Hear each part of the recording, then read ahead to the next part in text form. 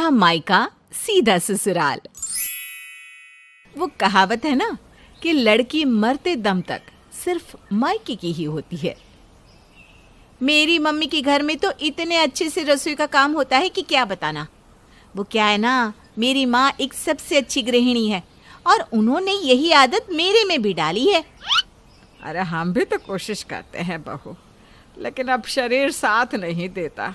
50 तो बीमारी ने घेरा है। मेरी माँ भी कम बीमार नहीं हुई, 2 ऑपरेशन, सब कुछ। लेकिन मजाल है कि कभी कोई आलस उनके चेहरे पर दिखा हो। तभी फोन की घंटी बजती है और शालू के मायके से ट्रिंग ट्रिंग फोन आता है। क्या क्या कह रहे हैं पापा? ओहो, अच्छा मैं शाम तक आती हूँ। हाँ अच्छा अभी आती हूँ। अरे क्या हो गया बहू, सब ठीक है ना? वो माँ के सर में ना दर्द हो रहा है तो उन्होंने खाना नहीं बनाया। पापा और भाई का भूख से बुरा हाल हो रहा है, उन लोगों को चक्कर आ रहा है, तो मैं ज़रा घर जाकर आ रही हूँ, खाना बना देती हूँ। अरे सर में दर्द है तो तुम्हारी माँ दवाई खा ले। अरे नहीं माँ जी, वो क्या है ना, माँ दर्द बर्दाश्त नहीं कर पाती है, मैं घर जा रही हूँ। अरे पर बहू अभी तो लंच का वक्त हो रहा है, पूरा घर खाना खाने के लिए बैठेगा तो क्या खाएगा? बेटा तू रोटी बना कर जा, सब्जी मैं बना लूंगी बस।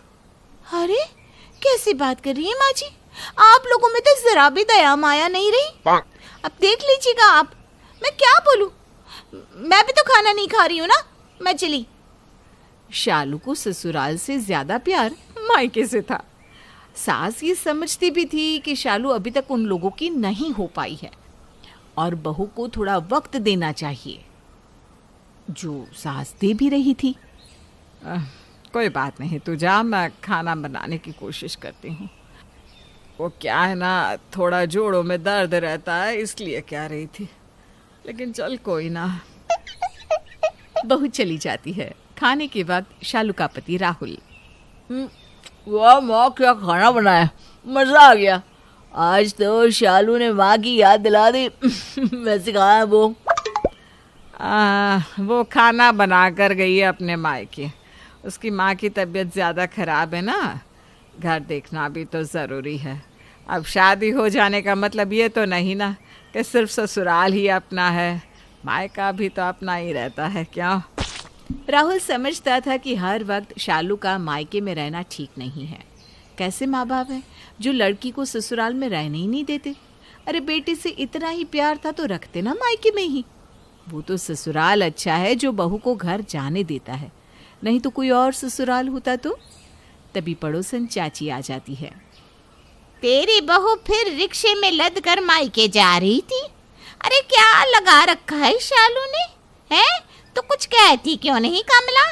मेरी बहुओं को देख, चारों की चारों मजाल है कि मायके की ओर मुंह करके भी सो जाए। आ गई कांता, बैठो, क्या खाओगी?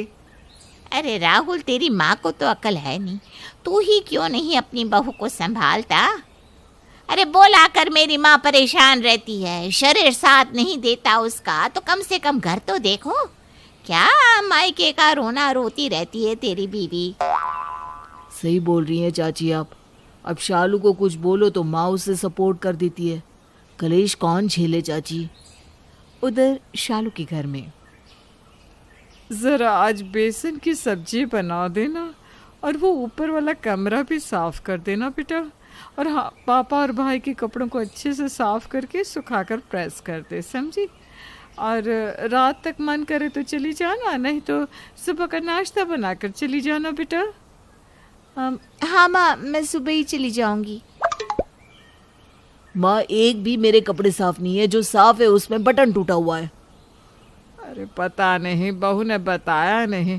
तू एक काम कर, अपने कपड़े दे दे, मैं साफ कर देती हूँ। अरे पर माँ, तू कैसे बैठेगी पैरों के बल? कोई ना, नहाते वक्त मैं ही ब्रश मार दूंगा। लेकिन माँ, ये क्या बात होती है? शालू को कुछ तो समझ होनी चाहिए ना। उधर शालू का भाई, शालू, तेरे आने का वैसे कोई फायदा है नहीं, आती है, खाती है, चली जाती है। मेरी सारी शर्ट काम की नहीं है, किसी का कॉलर ठीक से साफ नहीं तो किसी का बटन टूटा है। क्या है शालू, ध्यान से काम किया कर, तेरा भाई ऑफिस जाता है, अच्छा लगता है क्या वो गंदे कपड़े पहने? शालू माँ की बात सुनकर कुछ सोचती है और फिर क्या सोची जा रही है? शिवम दे दे शालू को कपड़े, सारे धो देगी। शालू मायके का काम खुशी खुशी कर रही थी, तभी पिता आ जाते हैं। शालू चाय तो बना ले, काम चीनी की। जी पापा, ला रही हूँ। वो विनय मिला था, पैर छू रहा था, कार खरीद लिया उसने। कौन विनय जी? याद नहीं आ रहा। अरे शालू से शादी करना चाहता था जो, कार खरीदा है कार। अपनी शालू कार में घूमती आज। न जाने क्या ही अकल मारी गई थी जो राहुल से ब्याह दिया बेटे को हम लोग।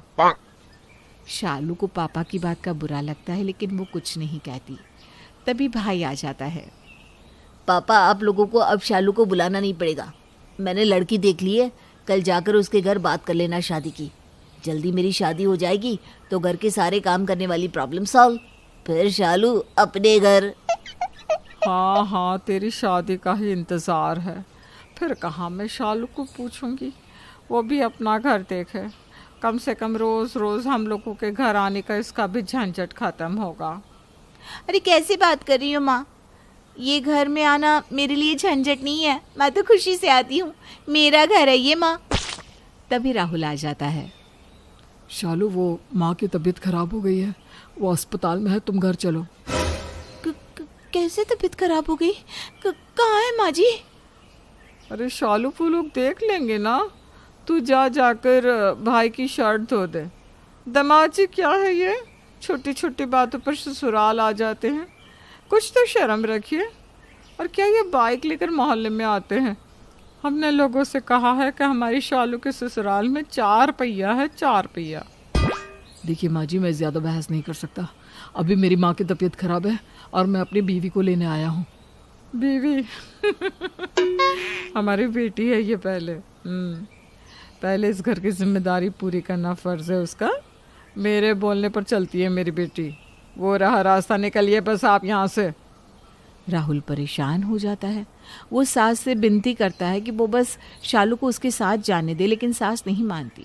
तभी शालू का भाई शालू के पति को धक्का देकर बाहर निकाल ही रहा था कि रुको। क्या हो गया? शालू तू अंदर जा, जाकर शर्ट दो मेरी। शालू हाथ में पकड़ी शर्ट को जमीन में फेंकती है। हाथ छोड़ो मेरे पति का। और आगे से क्या, मैं अभी से इस घर में नहीं आऊंगी। हिम्मत कैसे हुई आप लोगों की मेरे पति की बेइज्जती करने की? मैं आप लोगों की शक्ल भी नहीं देखना चाहती। अरे बड़ा पति पति कर रही है, रोज तो यहीं फेंके रहते ये लोग तुझे। फेंकते नहीं है, आप लोगों की मदद के लिए भेजते थे। मेरे घर को बिखरा छोड़कर मैं आप लोगों का घर संभालने आती थी। पता है कैसे? क्योंकि इन लोगों ने मुझे कभी नहीं रोका। लेकिन आप लोग बेटी को मायके नहीं, नौकरानी को काम पर बुलाते थे। मुझे तो ये बात पहले से ही पता थी, लेकिन फिर भी मायके के प्यार में मैं ये सब कर रही थी। हाँ हाँ, तो अब क्या हो गया?